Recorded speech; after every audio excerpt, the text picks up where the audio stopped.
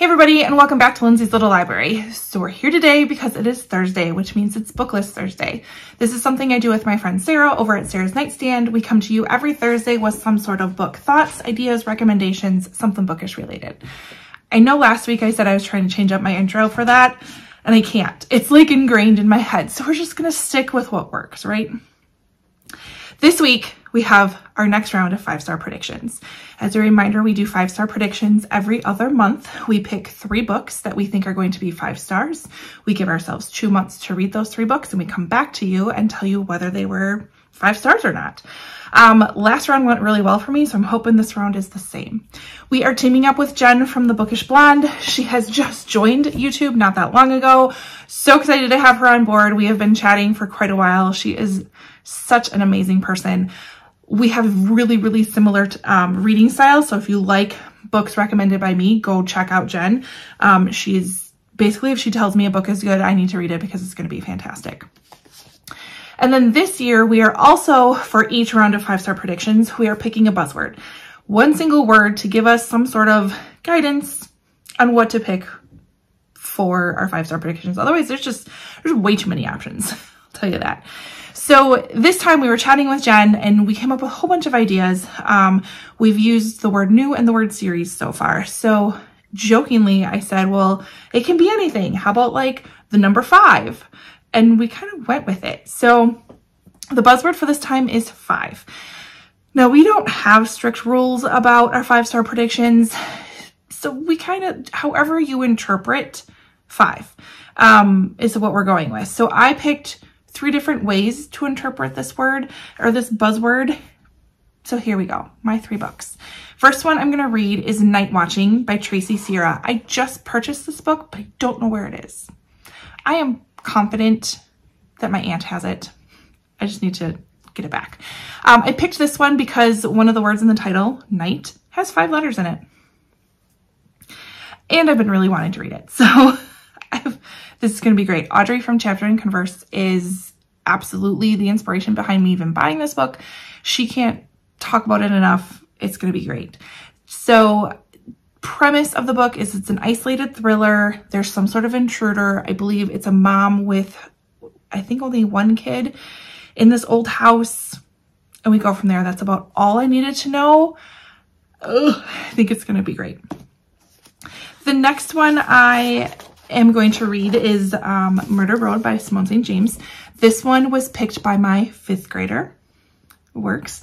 Basically, there's a whole pile of Book of the Month books over there, and I asked him, like, I need you to pick a book for me, pick it from over here, and this is just the one that was on top because he put a lot of thought in this. Like, none at all. But it's going to be great. Simone St. James is one of my absolute favorite authors. I'm pretty sure I've read every book by her. Whoa, look at that. I should have probably looked at that beforehand. Does it even have a list of her books in here? I think so. Let's see. Oh, not quite. There's 2 on here I have not read. I should probably get on that. Anyways, this one follows a young couple. They find themselves haunted by a string of gruesome murders committed along an old deserted road in the 90s. So I'm all about that. I hope there's ghosts. That's all I can say.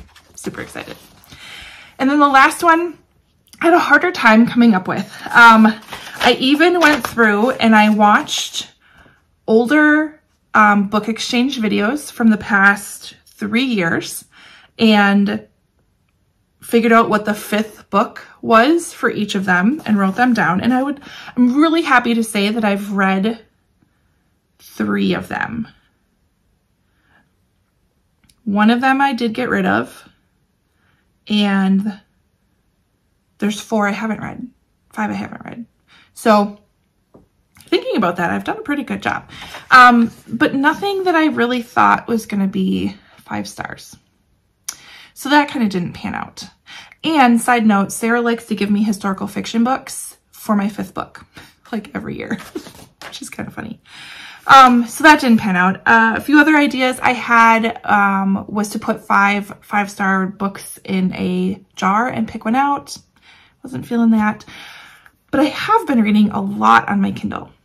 So I put my Kindle books in my library in list order, and I counted down, and the fifth one seems promising. So fifth one on my Kindle is The Bootlegger's Daughter by Nadine Metman. I want to say this was a first reads free book through Amazon. I feel like that's where I came across it. And this is historical fiction, so I couldn't go with another thriller. I got 2 thrillery books, which is fine, but I needed a little different.